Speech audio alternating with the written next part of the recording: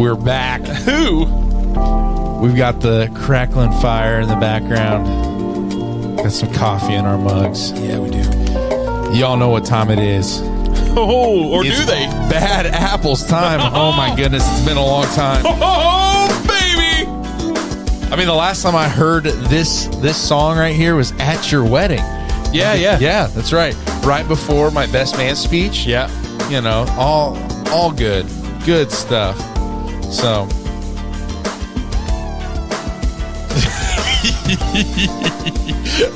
you see, what you guys can't see right now is Cody really struggling to remember how to use our soundboard. Welcome back to Bad Apples Podcast. It's been months, actual literal months. We did record an episode right before your wedding. We did. It was amazing. That too. broke. Like the episode, the disc or something. I don't know what it was. Something was corrupted. Yeah. Yeah, he sent me a recording of it. It sounded terrible. You know what? You know what's funny? Tenacious D. Okay. Yes. They Jack have Black? Jack Black. They have the song Tribute, where they wrote this song, and it was the greatest song ever. Yep. And they couldn't remember that song. It was lost forever, but this was the tribute. So, therefore, that episode that was lost, it was the greatest episode of all time. But we'll never get it back. We'll never get it back. No one will ever hear it. No one will ever hear what I said. It really was. I mean, it was fine. We had some good points at the end. It was a slow start. Not like tonight, though. This or is just this a morning, tribute. or whenever it is that you're listening to this. Yeah. And so it's Christmas time. This is Bro, usually duh. like our time to shine. Yeah, man. It's Christmas time. And Yeah, we dude. hope that over the next stretch of episodes, you feel that same Christmas cheer Yes. you do every year when you pop the Bad Apples podcast into your ears or Yes. onto your, I don't know, whatever it is that you listen to music and podcasts on. Whatever you listen. Like your car. I don't know. Car, headphones, earbuds, just a phone. Do people do that? Yeah, Just listen- sometimes I do. Really? Yeah, I got to be desperate though. Like speakers from the phone. Yeah, I've got to be somewhere where like, well, if I'm at school or I'm on my prep, like, Okay. okay, I don't have earbuds or anything. I'm just gonna put it on my phone. Sure. Right, All right. next to All my right. Computer. Yeah, that's only happened to me a few times, but I times. never seek that out. It's not my preferred listening method. Yes. So I agree with you. anyway, well, hopefully people are still chatting with us. Right here at the very beginning, we've got, well, if this is your first, we might have some first time listeners You here. never know, bro. Because I mean, this is we haven't been recording for a while. we haven't been recording. So some things that you are you just gonna repeat every the last 5 words of everything I say. I just think you're so wise. Get out of here. So usually what happens is here at the beginning, we try to remember what we're going to talk about. That's what you're experiencing right now. Then what happens is we talk about the coffee that we're drinking because we like coffee and we like good coffee. Yeah. And then a little bit after that, we'll make some jokes, tell some funny things, and then we'll end somewhere spiritual. Yeah. Strap in. This is going to be great. Strap in because It's a Christmas Story sucks as a movie. And so does It's a Wonderful Life. And it's not a Christmas movie. Die Hard is more of a Christmas movie. And I'm ready for Jesus to come back. Okay, well, that wasn't this episode. That's not what we're talking about, Cody. Oh, my bad. We're talking about Christmas carols. Oh, my bad. You do get to get on a hobby horse and shoot down some Christmas music that you don't like. I like that. So before we get to that, though, what are we drinking? What is in our mugs? My brother, we're drinking CXT coffee, which is by far my favorite. Wow. As far as locally sourced coffee, it's in Peoria, Illinois. This is Nicaragua. Yeah. So it's phenomenal. It's very good. I don't actually remember if I think it's a darker roast. Okay. And maybe you can't tell because I do make coffee a little strong. I think that this tastes more like a medium roast. Like Might be a medium. It doesn't taste. Yeah. I don't remember. This is one of my favorite from them. So yeah, I love it so much. Fresh ground this morning, roasted and sent to us this week. Man, this is good stuff. It really is. Man, they're phenomenal, man. They're really good. I just started on accident. Well, not really on accident. Okay. The first month was on purpose. I got trade coffee. Okay. Where they send you 2 random bags of coffee. Love that. A month. And it's great. It's wonderful, but it's very expensive. And so the first month was really cheap. And so I jumped in on that with the full intention of canceling, but they got me because I forgot to cancel. And so I got another month of it. But the coffee's all been very good. Yeah. It's just not worth what they want you to pay for it. It right. I have done that. It was a different company, but I did that, and it's what got me into is a really good coffee. And then it got so expensive that I'm like, it's just not worth, I got a subscription right now to Juniper Mountain Coffee. Okay. And that's my go-to right now is Juniper Mountain. I'm getting quality, and I'm getting it for a decent price. Okay. And I'm getting 3 bags for right under $40. Okay. That's to me, that's a much better deal than what you get through trade. Yeah. So, and it's 12-ounce bags, and I'm getting a dark, a medium, and a light roast. I'm just getting their that's good their coffee. Profile of coffee. That's great. And it's just phenomenal. But when I want a really fancy single origin coffee, CXT is my go-to. Yeah, and it's nice. It's local. You know them, even if you don't know them personally, you're familiar with them over a long period of time. Right. I don't know him personally, but I would know what the guy looked like if I saw him in Walmart. Oh wow, that's impressive. You know what I mean? I wouldn't. So yeah. So anyway, but phenomenal. The coffee is great. It tastes wonderful. Yeah. I am a little disappointed that I'm drinking out of a Bones mug instead of one of your Christmas mugs, but that's okay. It is a Christmas mug, actually. What? Yeah, gingerbread. Oh my gosh, it is.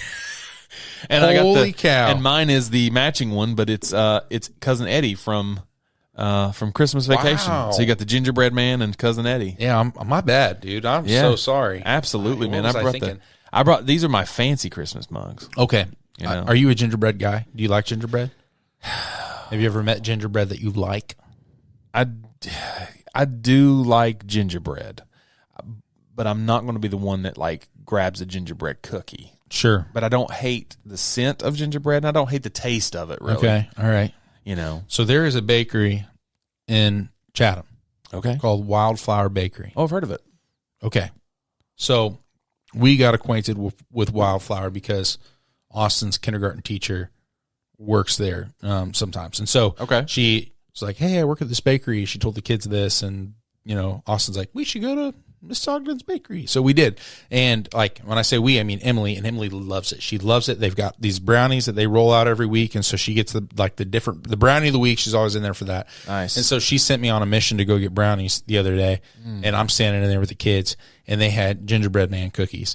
And it was fortuitous. I was listening to a podcast earlier that morning, and they talked about how their favorite Christmas treat is a gingerbread man cookie from Disney World. Interesting. And they were like, they're really good. They're super soft and all these things. I'm like, man, every time I've ever had gingerbread, I need a cup of coffee because you got to drown that dude. It's like biscotti. Yeah, exactly. Before you eat it. Biscotti? I don't know. Sure. Wait, biscotti, is that an alcohol? No, biscotti's a biscuit. That's what I'm thinking. Yeah, no, you got it. But anyway, so I get the cookie because I asked them, I'm like, is this soft or is this break your teeth? Right. They're like, no, they're super soft. It was so good. Really? So good. Okay, interesting. I've never liked a gingerbread cookie. Okay. Until that cookie. I would like to try that then. It is a very good cookie. Because I do like everything about the flavor of gingerbread.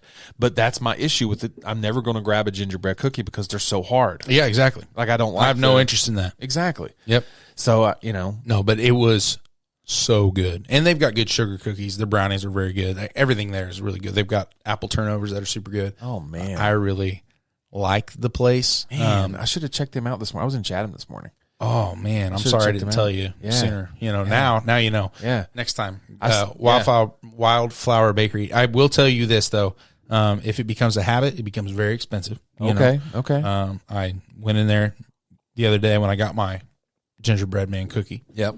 I asked them if they had a finance plan, like if I could finance my order, finance your cookies. It wasn't quite that much, but it was. I was like, are you joking me, man? For baked goods? Yeah, come on. This is like an upscale bake sale here, but it's very good. Upscale bake sale. That's right. And I think they're actually opening a coffee shop on the other half of the building, so they're working on that side too. But anyway, Wildflower Bakery, go check out their gingerbread cookies. They're very good. I need to check them out. Anyway, Christmas. I love Christmas. Man. You love Christmas more. I love Christmas so much. I have felt just a little disconnected from Christmas this year, though. Like just the busyness and coming down from the wedding.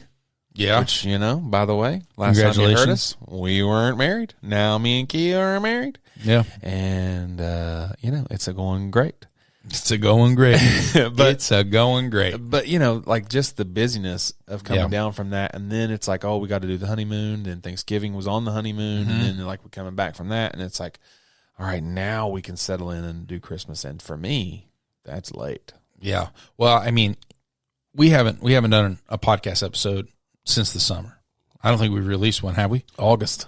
Okay. Yeah, so late summer. Late summer. So when we tell you that we've been busy every week, yeah, man, it's not a lie. Not even it's not even an over exaggeration. It's been, I've had something every weekend except for this weekend. Yeah. 10 weekends in a row. Man. Crazy. Yeah. If you care about us, you understand that we're busy, so pray for us. Yeah, right. And Cody's been busy too. But it's slowed down a little bit, but like still there's things to do. You know what I mean? Like the holiday things. Yep. Now it's just like, oh, now what do we have to do for the holidays? But like today, we went to Christmas at the ranch and we just hung out. Nice. Like the kids and I did, and Emily, she had a book club thing that she did, and so, really, yeah, man, really chill compared to like the things you're doing now. It's like going to a wedding now. Or being in a wedding or doing a retreat or some sort of other big thing. Yeah, there's been something big every weekend. Anyway, that's awesome. It's awesome, but it's busy and it's exhausting sometimes. I've never had a season like this. We've talked about it multiple times off the podcast. Like, man, this is the busiest season of our lives. It's a wild time. But sure. Anyway, we are back. We're glad to be back. We're sipping good coffee. Yeah. It's Christmas time. So what we want to do today. Oh, listen to Metallica. No. Oh. I mean, maybe. Does Metallica have a Christmas album? Bro, that would be sick. Do they? I don't think so. Have they ever done a Christmas song?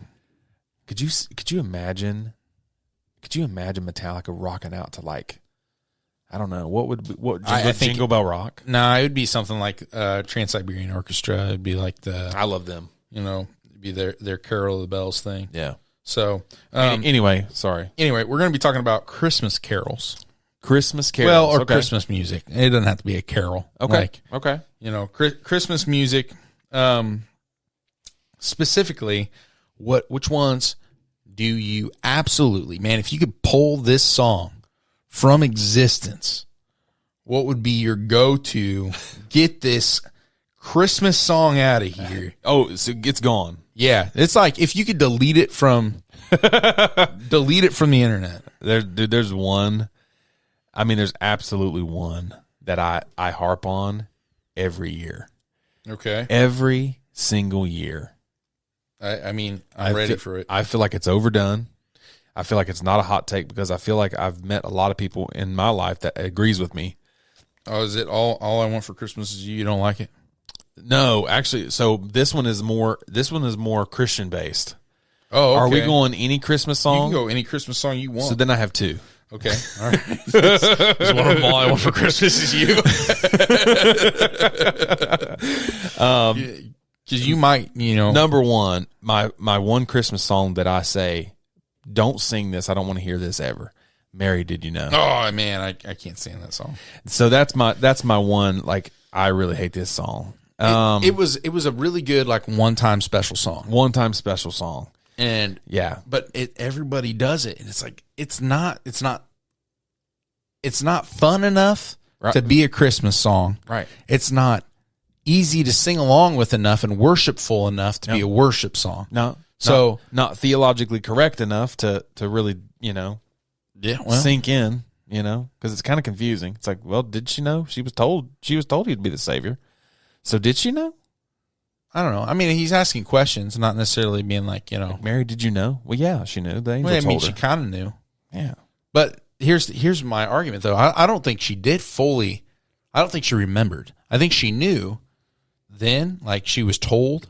But then you remember later on in Jesus' life, it's like his mother and brothers are out there trying to get him out of ministry time because he's making a fool of himself in their eyes. Yeah. And he's like, no, this is my mother and brothers, like the people that are in here with me.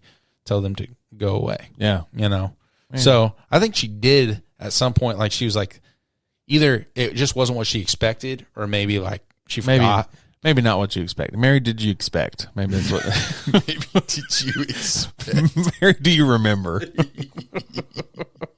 All right. My other one is this is just I don't have any reason I don't like this song. I just find it odd, and I don't want it on Christmas playlists. I want a hippopotamus for Christmas. Oh, dude, I love that song. Are you kidding me, Garrett? My kids What is your problem? Song. That song is so fun. What is your deal?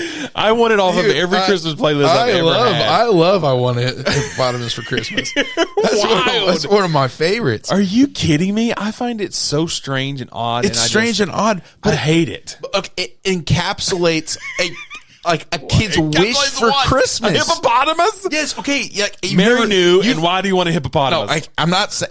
All right. So you've never been a kid that asked for something crazy. That's the idea. I mean, never asked for a hippopotamus. It's called hyperbole. All right. So yeah.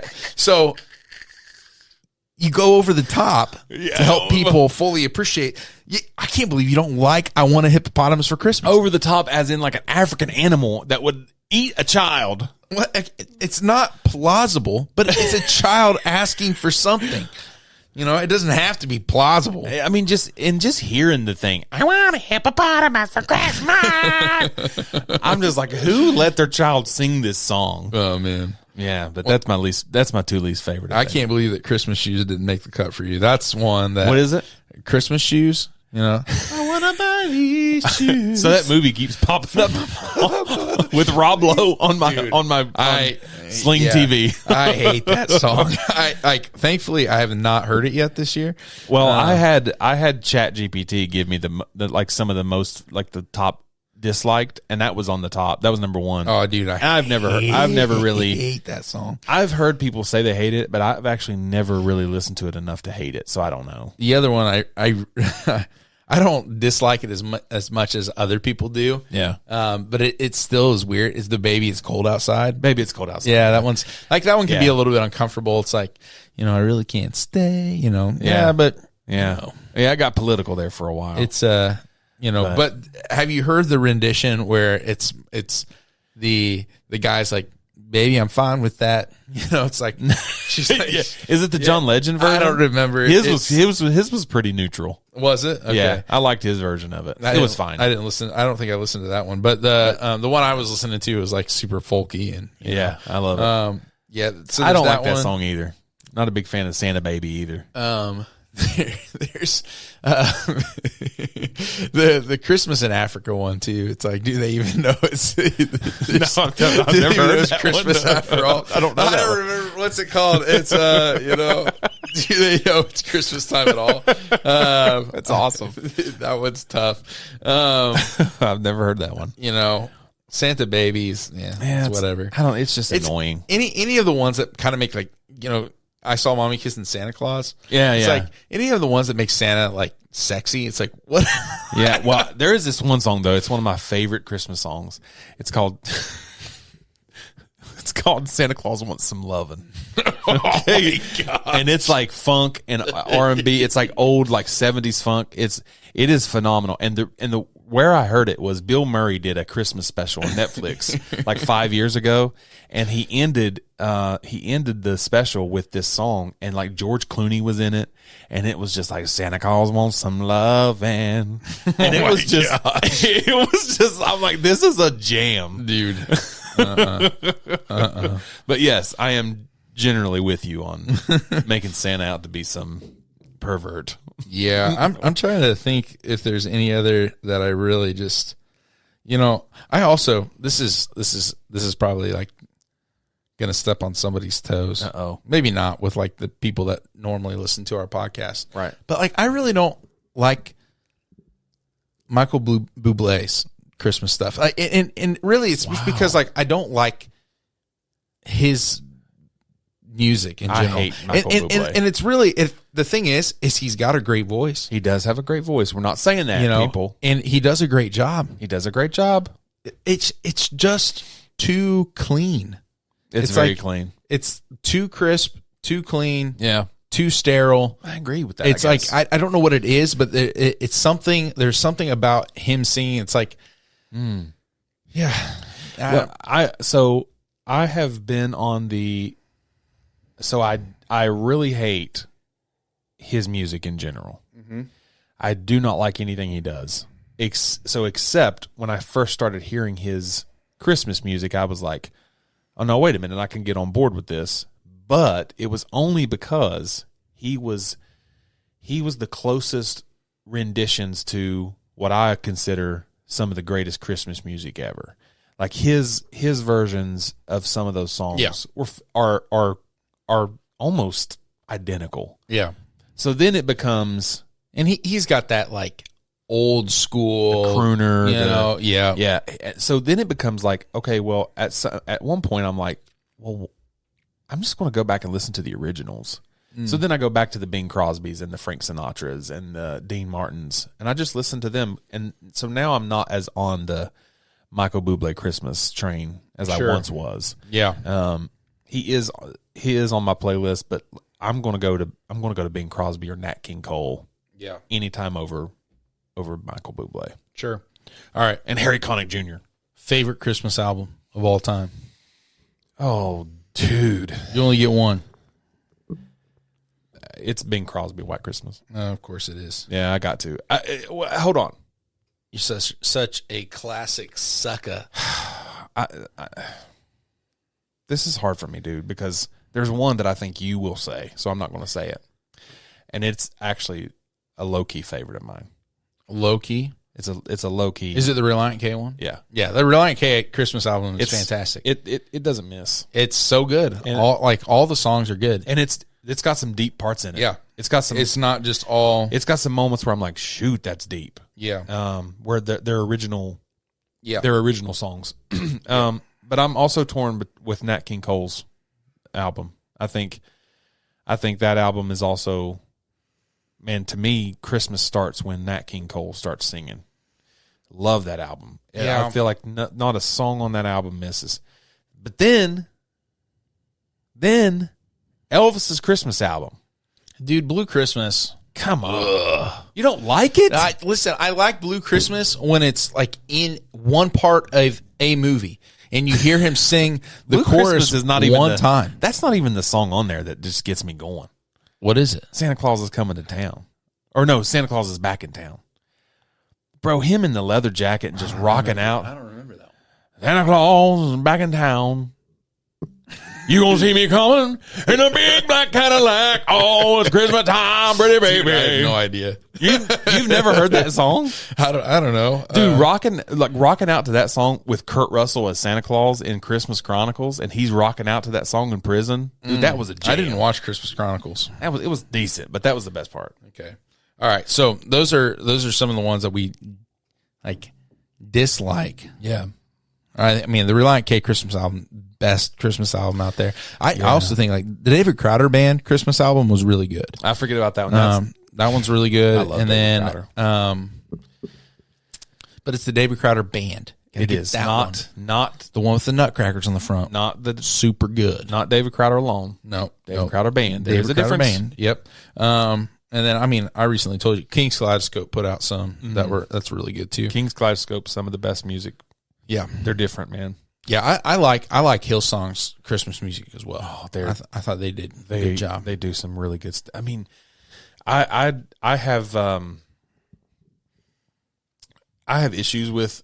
Well, I don't want to say issues. I don't like Chris Tomlin. Sure. I just the oversaturation of Chris Tomlin over the years has soured me on Chris Tomlin. That's the only reason. Yeah. But his Christmas albums, more so Glory to the Highest, Glory in the Highest, is some beautiful worship. So here's my thing with Chris Tomlin. I get being tired of him. Yeah. Like, dude was everywhere for 15 years. And it really ticked me off that he did Good Father and then got the credit for it. Well, because that's a house fire thing. Here's the thing, though. What Chris Tomlin did with that song, and he's done with other songs. Yeah, I know. Is that he's trying to amplify quieter voices. Because you know who took off after? Pat Barrett. Yeah. I know. I get it. I know he's like the torchbearer. Yeah, and so he uses his platform to help elevate other people. Yeah. And my other thing with Chris Tomlin, again, you don't have to love his music, but dude did more I agree. for worship ministry I agree. and churches, I agree. than any of these losers have since. He really, like, for real, he really did. Like he really did. You cannot compare. No, Like I enjoy Brandon Lake's voice more than I enjoy Chris Tomlin's voice. And Brandon Lake is kind of like the new poster boy for worship music out there. But Brandon Lake, I mean, who else would it be? yeah, but he's not writing music intentionally for the church to sing the way that Chris Tomlin was. Chris Tomlin was turning out stuff that he's like, congregational worship can happen with this song. Yeah. It's got 4 chords and it's in a vocal range that is, palatable and doable. Now, do people sing the songs from Brandon Lake? Yeah. Some of them. Yeah. But it's not the same. As Chris Tomlin set out, like him, Matt Redman, like those guys set out passion, specifically. All from passion. Specifically, like Yeah. I want to write a song that the congregation can sing, and that's special. And they did the same sort of thing with their Christmas stuff, is they were trying to turn out stuff the Christmas that people stuff could sing. I'm not. There's not anything I'm disagreeing with there, because that's true. Like, and it was good. It was his earlier solo albums are some of, like, I go back to those albums still. Hello Love is one of my favorite, like, and there was just so much on there, and I think it was Jesus Messiah was on there, and I love that song. And then I remember. I've seen this poster 1,000 times. Yeah. And then there's one the album before that one. Sing. Yeah. And then there's an album Jesus before Messiah. that. God of the City. Oh man. God of the City. I Will Rise, bro. Man, it's giving me I Will Rise chills. was actually my favorite. Yeah. I Will Rise was my favorite song. Praise the Father, praise the Son. Yeah. I mean, those albums are very crucial times in my life that I can go back to and remember, just like Hillsong's From the Inside Out, that album. Or not that song with that album. Oh man, United We Stand.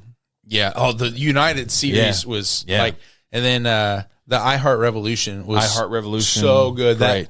That whole But I agree with you. I am more so tired of his solo stuff. Sure, and I get it. I'm not saying, like, I've seen Chris Tomlin. Yeah. I just can't get with Crowder either. Like, I love David Crowder, and I can't get with his newer music. I just can't do it. Yeah, Crowder's newer music's tougher to be excited about. Like, but nobody. You're right. Nobody is singing "How a Cowboy Prays" or whatever by Brandon Lake. That new song, whatever it's called, something about cowboy praying. It's a jam. Even the hard fought, Hallelujah. Yeah, I don't know, it's tough to sing congregationally. Even like the ones that aren't, like, that have taken off congregationally, aren't as easy as the Chris Tomlin songs. I mean, like, again, they get 4 chords. 4 chords. Yeah. My first song I learned on guitar years ago in youth group was Amazing Grace. My chains are gone. Yeah, that one and God of Wonders. That was my 2 that I learned. Well, God of Wonders, little third day action. Bro. We'll get into Third Day. I love Third Day. Anyway, all right. So, speaking of Christmas albums, sorry. Okay, go ahead. Christmas Offerings by Third Day. Have you heard that album? I'm sure I've heard some of it off there. Do you like Third Day or no? I'm okay with Third Day. Okay with Third Day? Yeah. I'm of those, like, so to me there were 3 bands, 3 bands that all kind of people like lumped in together. Mm-hmm. Third Day, Casting Crowns, Mercy Me. Of those 3 bands, Third Day was the one that I really, really liked. Oh yeah, because they're the dark horse. The dark horse. Those exactly. They got some of the twang and the.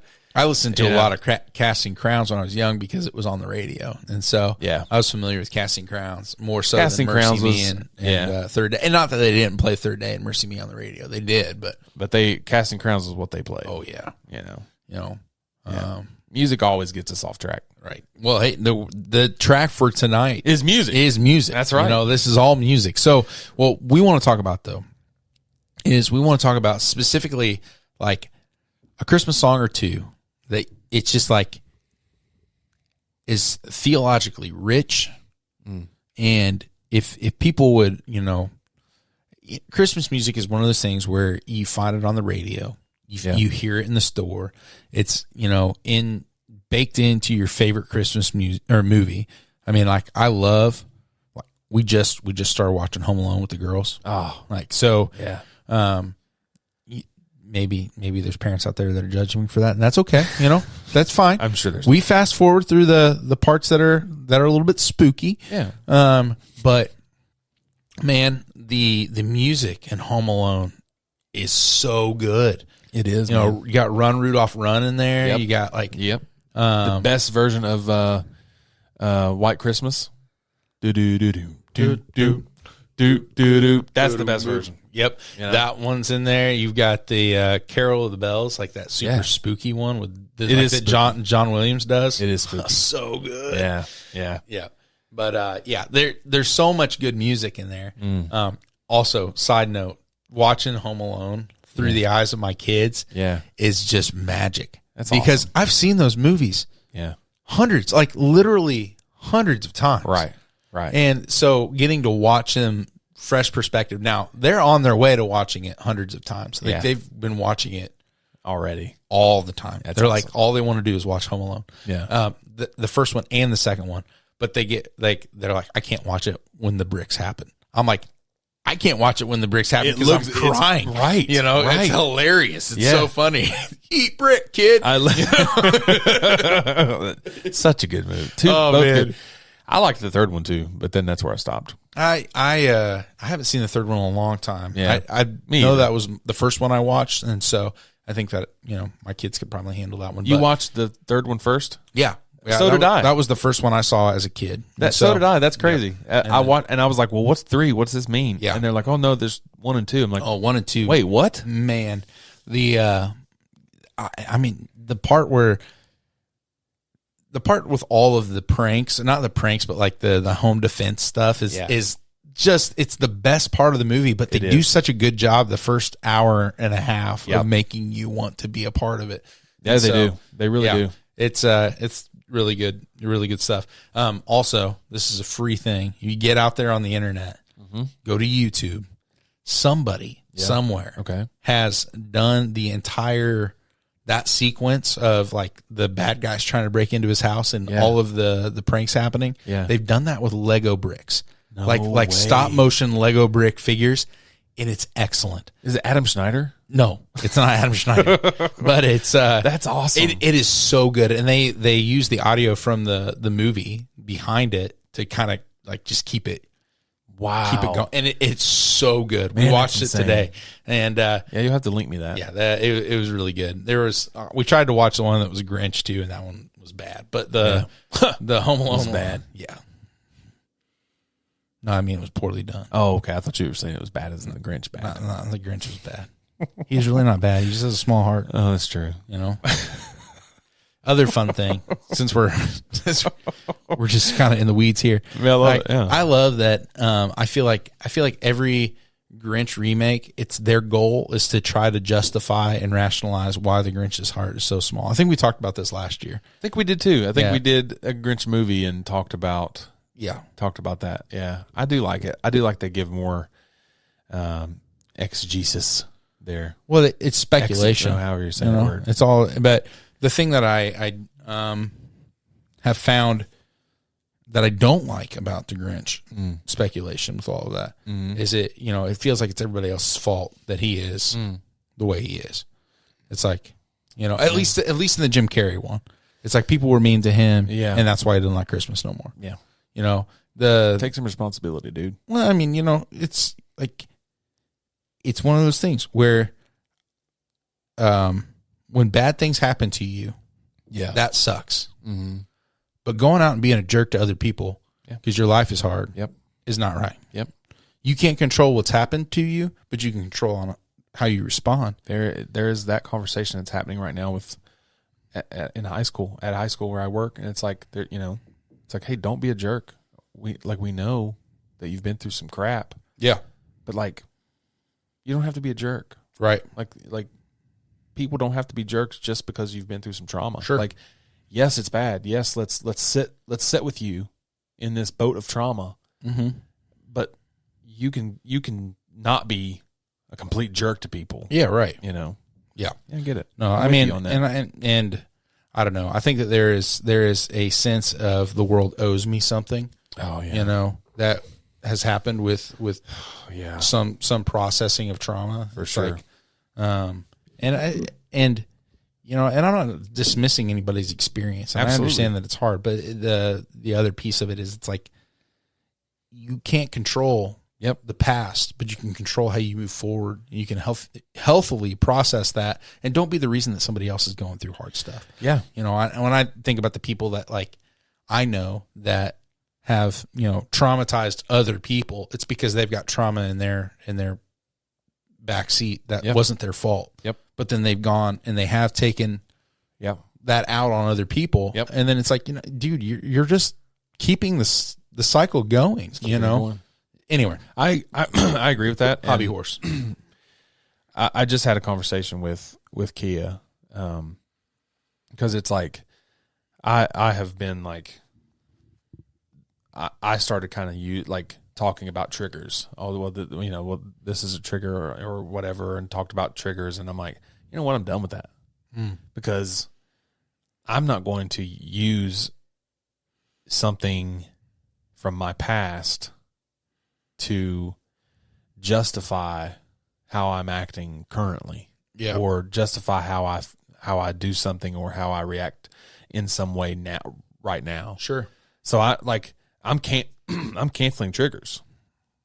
You know what I mean? Or letting Jesus cancel triggers or something. You know what I mean? Like, you know what I'm saying? But like I just feel like we as a people should kind of, I mean, if we're talking from a spiritual aspect, let Jesus kind of come into that moment, into the present, and honestly, like if he's redeeming our past, and if he's truly redeeming what we have been through, then those triggers have got to be also redeemed. Sure. Like that has to be canceled as well. Right. And I think that like the trigger piece, there's a healthy way of dealing with that, and there's an unhealthy way. I think that awareness of where you're slipping into, like, so if there's a certain situation that you find yourself in that's just going to put you in a bad spot, there's wisdom in saying, you know what? Nope, I can't do that. I need to dismiss myself. Yeah, or I need to remove myself from the situation. Exactly. Or I need to try to steer this conversation in a different direction. Yep. Like,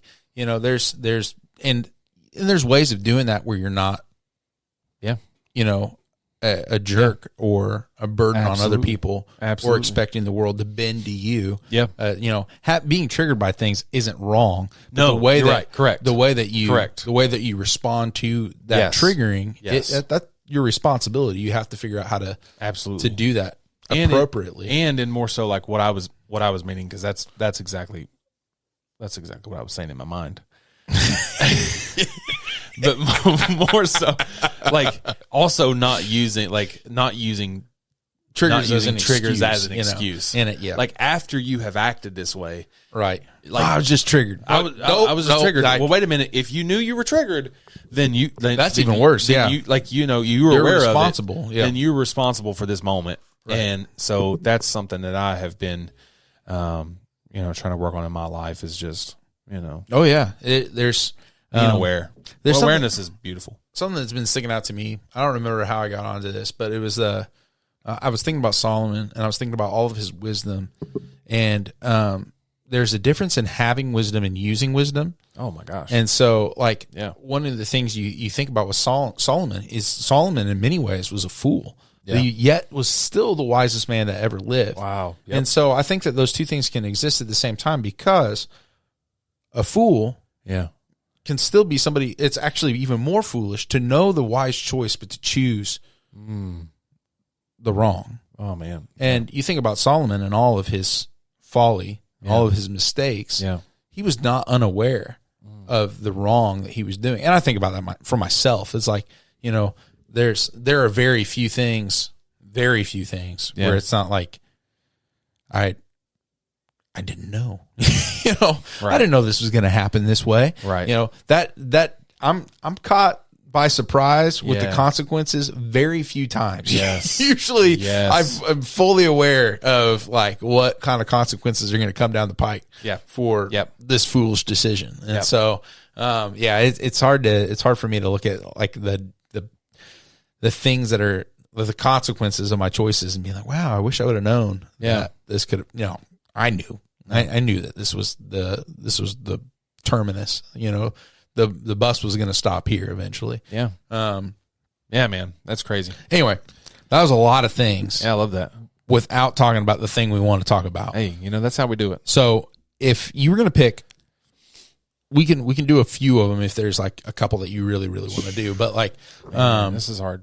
Christmas songs that are theologically rich and just pull you into a place of like adoration or like a deeper understanding of Christ, or what is a Christmas song that is out there that is feeding your soul as you listen to it, not just because it's fun. Like I love Run Run Rudolph, or Run Rudolph Run. Yeah, great song. It's not going to feed feeding my soul. Yeah.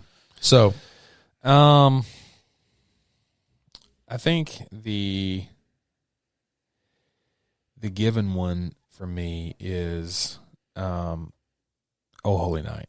Okay. I just think that's the song to me that has always been my favorite, like deep Jesus Christmas song. Like, man, I really want to, when I listen to this, man, okay, this is pulling me into who Jesus is, what Jesus did for me, and the beauty of him coming, him,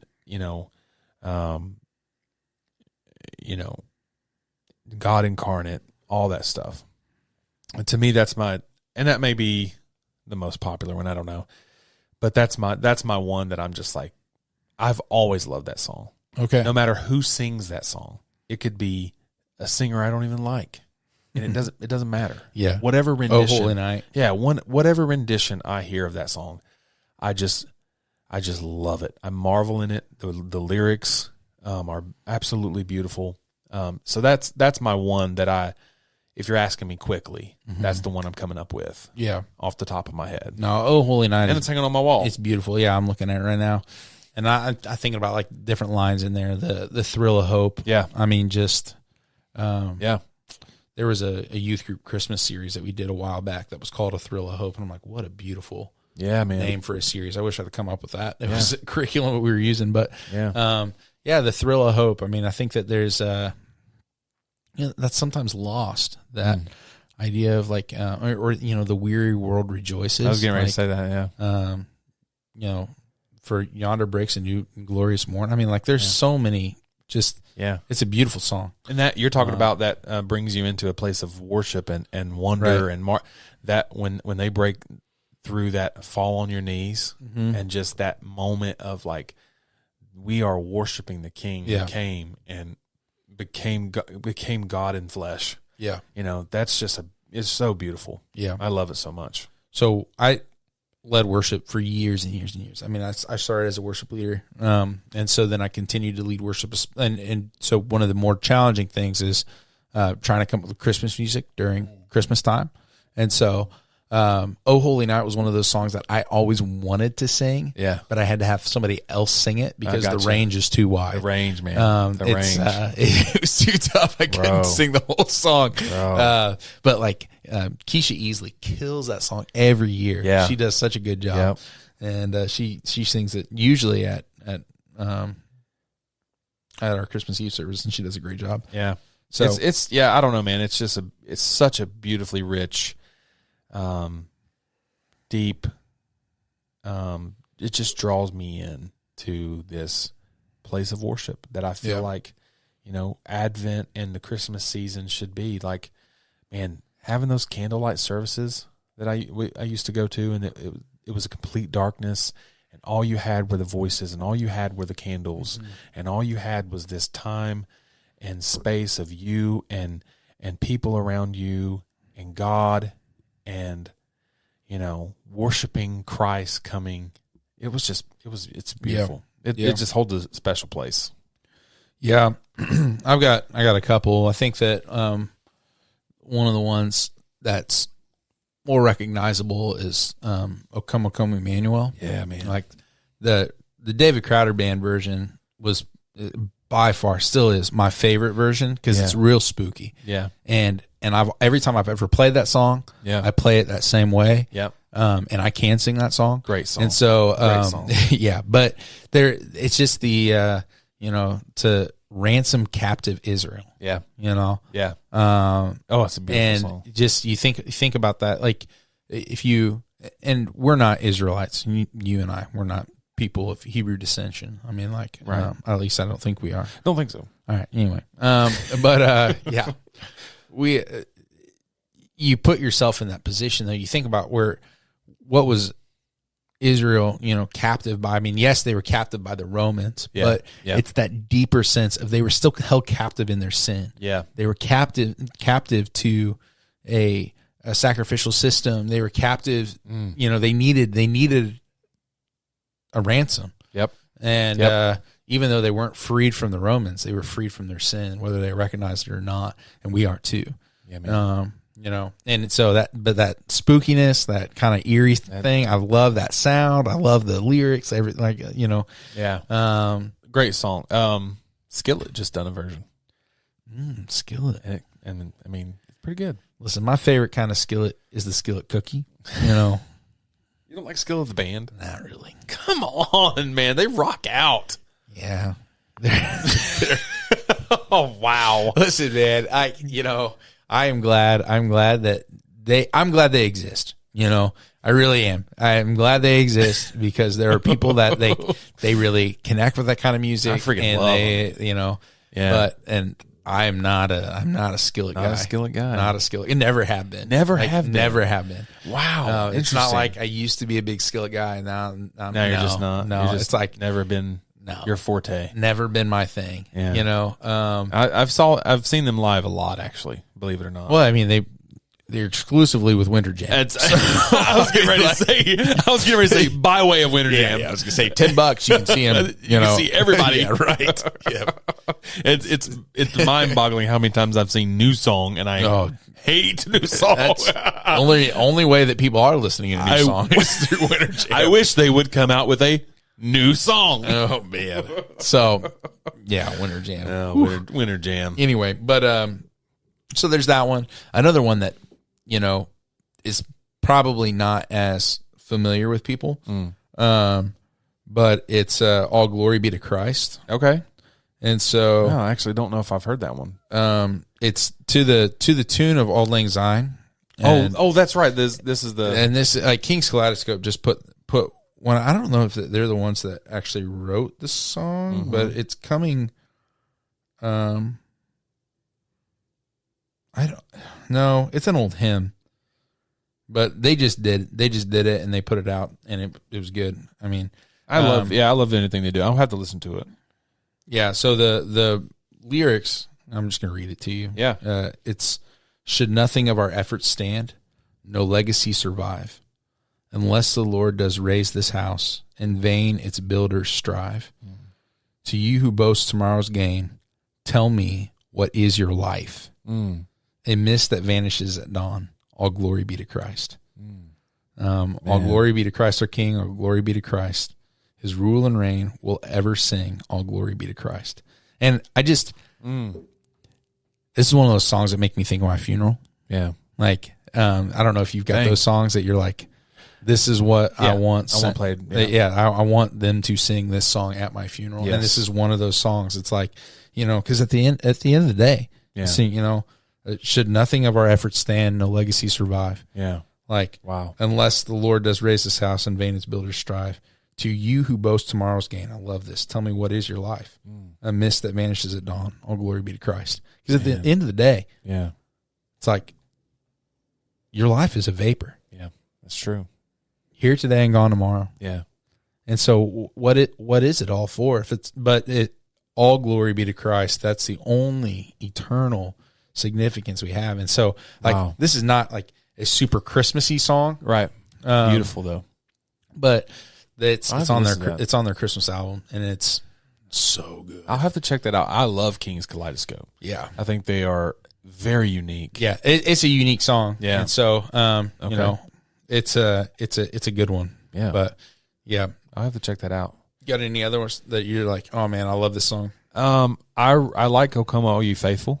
Oh yeah, I think it's just I did as a kid. Yeah, it's a great one. It's fine. Yeah. And it's more so like a kid thing, like just remembering church and always singing that song. The one I've like learned about the last few years, and I actually think a few years ago I mentioned this on the podcast because I was reading a devotional. I wish I had the devotional up here. There's a devotional I bought about Christmas carols, and he takes all of the rich theological Christmas carols and gives the story behind them, and then connects it with a little devotional piece for Advent.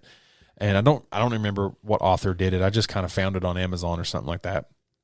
But there was a story about the song, I Heard the Bells on Christmas Day. Okay. And I had heard that song. I had never been in a church service that sang that song. I didn't really grow up with that song, but I knew the song. I can't hear that song and not hear Jackson singing it. Right. But it's the new version of I Heard the Bells on Christmas Day. Yeah, but I've heard him do that. Yeah. Or I heard it online or something because I've never been to a Christmas Eve service. Anyway, it's kind of sad. But so learning the story behind the song, which is just basically the Henry Wadsworth Longfellow went through major tragedy in his life. His wife died, literally kids died. He went through all of this suffering, and then he had come home from war or something like that. I'm probably getting a little the chronological order or whatever, but he had heard the bells, literally heard the bells from the church on Christmas Day, and there was just an overwhelming peace that came over him, that in the midst of everything going on, there was a current war going on. So war was happening where he was, and also he had immense tragedy in his life, and that the bells were still ringing regardless. Yeah. And to me, that was just a beautiful picture of Christ and the thrill of hope.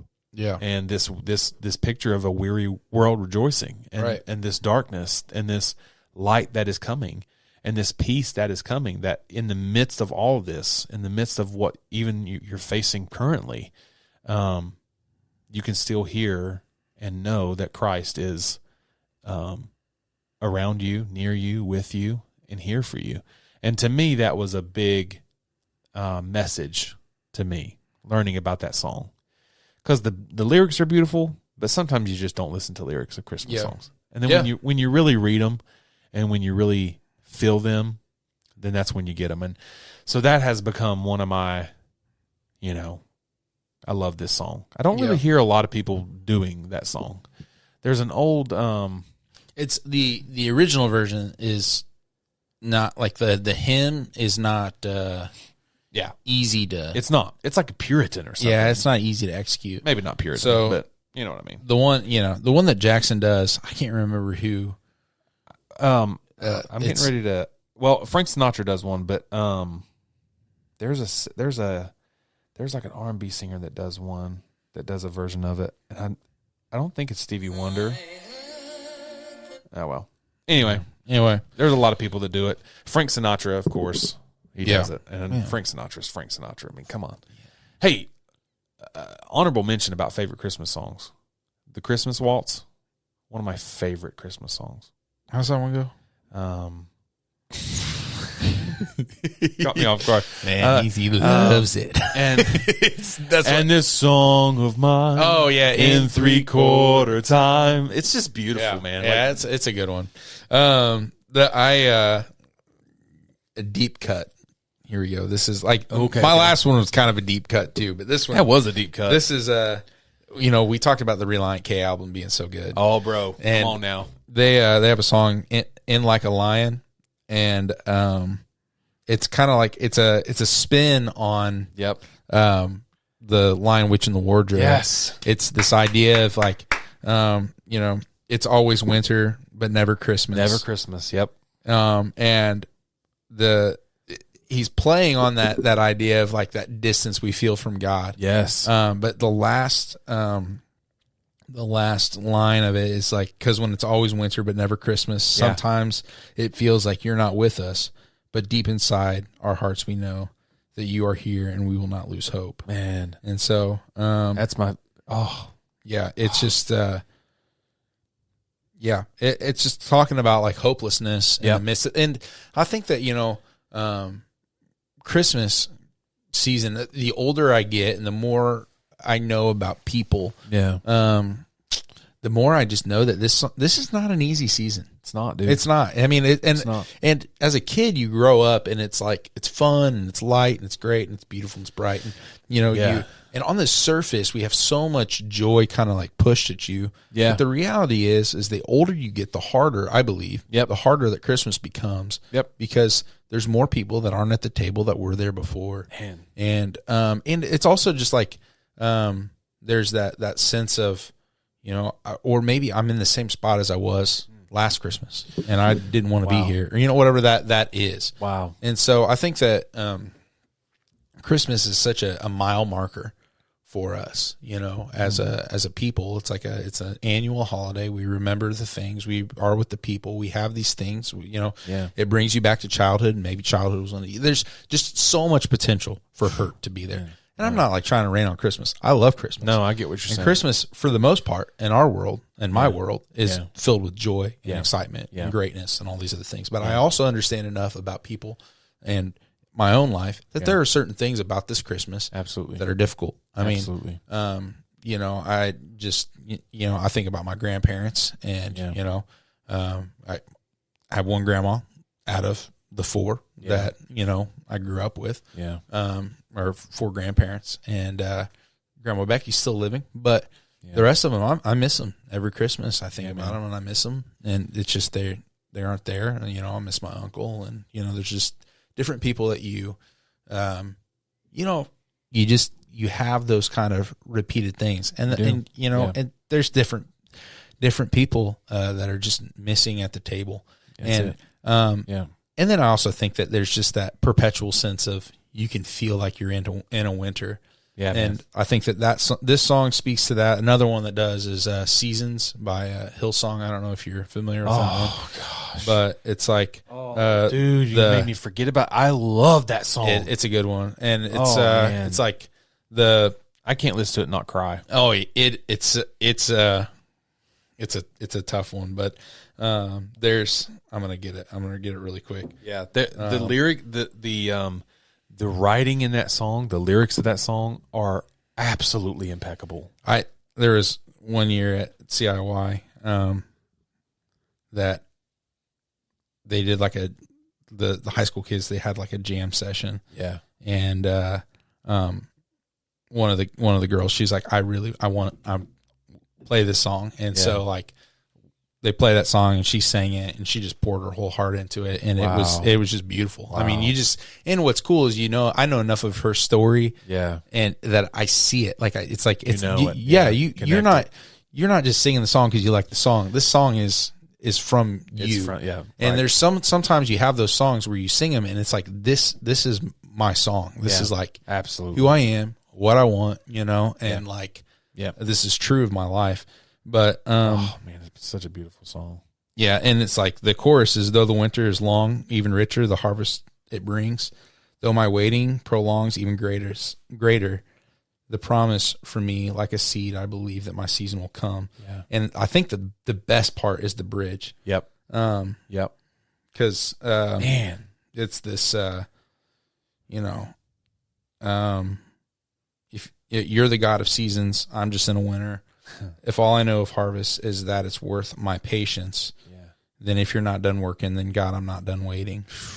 Gosh, and you can see my promise even in the winter, because you're the God of greatness, even in a manger. For all I know of seasons is that you take your time. You could have saved us in a second, but instead you sent a child. And so it's that idea, man, it's making me emotional. Yeah. It's just a tough song, dude. It's just a reminder that like God does not move fast. Yeah. Just generally he doesn't move fast. And maybe he has in certain stories with certain people. And there are a couple of times where God has moved pretty quickly in my life, but for the most part, the stuff that's worth it just takes time. It just takes time. It just takes time. And it's, I think, yeah. And nature reminds us of that. It does. Like it does. The seasons, beautiful, the way that things change. Yeah. It just, God is not rushed in this. And so, I think that's the beauty of where we have been in Advent, is trying to take so much of the pressure off of the rushing and the wanting things to be perfect and to be like they need to be right now. Yeah. And God is so much, just as much in the waiting as he is in, the moment. Yeah. That everything is bright and full of joy and peace and, merry and bright. He's so much in the waiting in the darkness as well. And that song takes me back. Man, you just got some songs that take you back to some times in your life where you really needed God, and you were that desperation of crying out to God. And that song just reminds me of some of those times. Yeah. I love that song so much. Yeah. It's tough. It's tough, and it's beautiful. Well, I mean, the line in there that made me think specifically about you and where, we met a few years ago is like, you can see my promise even in the winter. And I mean, just like, it's such a mercy and a blessing. I mean, you think about that, and I think that there's a lot of people that are feeling winter, whatever that is. Yeah. Whether it's a winter that's self-inflicted, whether it's a winter that you're just experiencing great loss, whether it's a winter of feeling stuck or whatever it is. I think that all of these songs point to a hope that's beyond us, and it's a hope that's not supposed to be filled with pressure. Right. I think that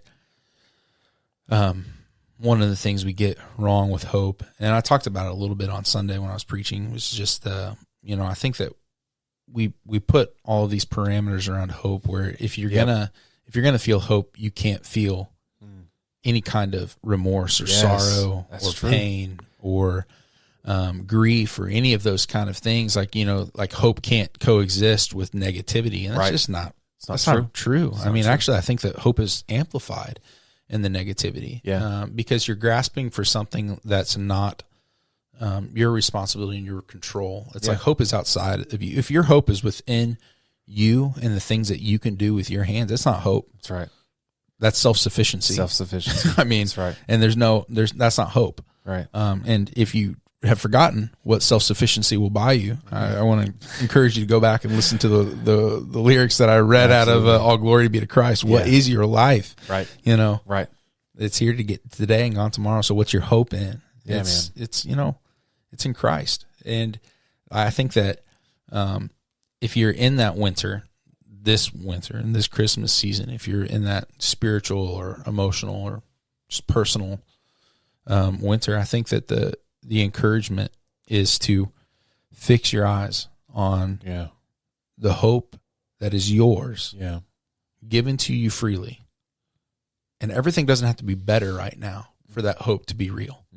Like, things can still suck right now for that hope to be real. Absolutely. You don't even have to feel hopeful for that hope to be real. Yeah. And so I think that the reward in that, what it brings you, is that Christmas can be merry because it's the celebration of hope that's outside of you. Yeah. You don't have to like Christmas and like the festivities or like any of the Christmas carols to be able to take hold of that hope. And so, I love Christmas for a lot of different reasons, but this is probably, like, as I grow and get older, this is like one of the paramount reasons for me. It's just it's a reminder. It's like, our hope is not because we're good, or we might get it right, or we might pull the right levers or do the right things. Our hope rests in the fact that God rescued us. Yeah, He did, even when we didn't deserve it. Absolutely, especially when we didn't deserve it. So, I think that I don't know where to really land with that, other than I don't know. Merry Christmas. Merry Christmas. I think you're hitting on something that I have been really, really battling with this Christmas season. Is that, somewhat, is just that, not that anything is bad, I guess, so it's not really connecting so much with that, but just the centering in on Christ and holding on to Christ and fixing your eyes on Christ, even in like the really stressful times. Yeah. And even if the stress is self-inflicted stress, meaning all the stuff we're doing, all the things we're trying to do. Sure. All the pressure that I put, and I'm going to say that I put on myself and that I put on everybody else. Even the pressure that I put on Kia of like, hey, we like this is Christmas. This has to be perfect. This has to be perfect. This gift has to be perfect. This has to be, and not even like just the pressure I put on myself. That pressure overflows and kind of cracks and it kind of comes out. And it's like, man, I'm missing what this hope is supposed to be. For me. Yeah. And the more I talk, the more it really didn't connect to what you were saying. But no, I hear I hear where you're going with it. But it's just that, man, I really just want to metaphorically, because I really am not going to turn my Christmas tree off, turn the lights off and let Christ be the light of this season, and let him be what draws me to the epiphany, this beautiful time of knowing that Christ is born, our Messiah is here, our hope is here. He is our hope. The hope doesn't rest in how many gifts I give. The hope doesn't rest in how many lights that I have up. The hope doesn't rest in how many Christmas movies I watch, how many Christmas playlists I make, how many Christmas things that I do. And it breaks down into my every single day life. If I'm looking at the liturgical year, it breaks down into ordinary time. When I'm doing this outside of Advent, I still apply this. All of the stuff around me doesn't matter. But what matters most in my life is how I fix my eyes on Christ every single day. Right. And make him my hope every single day. Right. And the pressure that I put on myself to be perfect in every aspect of my life has to change. And I have to know that my communion and my union with God every day, day to day, hour by hour, the practice of the presence of being with him, and that unceasing prayer is really what is really the greatest gift. Yeah. And that's what I'm hoping for this Advent season is, and I rambled. I'm so sorry. That's good. Yeah. I mean, I hear what you're saying. I did somehow, in my mind, I promise, I did connect something you said to what I was getting ready to say, but when it came out of my mouth, it just didn't really, listen, I think that, what I'm hearing you say is good news, bad apples. It's not about you being a good apple. It's not. Yeah. It's about one good apple that died for you. One good apple that died for you. Yeah. And the good news is he calls us a good apple. Yeah. Right. He invites us to that. us to that. And so your Christmas season, I don't know what everybody's Christmas looks like. You might still be busy, and you might still have the pressures of trying to execute gifts and family things, and there's drama and there's stuff. There's all that. Right.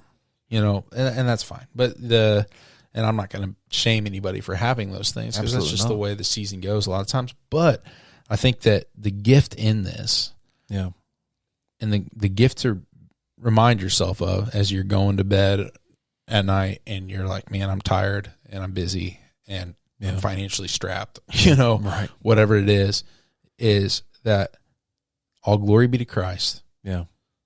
This is for him, because of him. Yeah.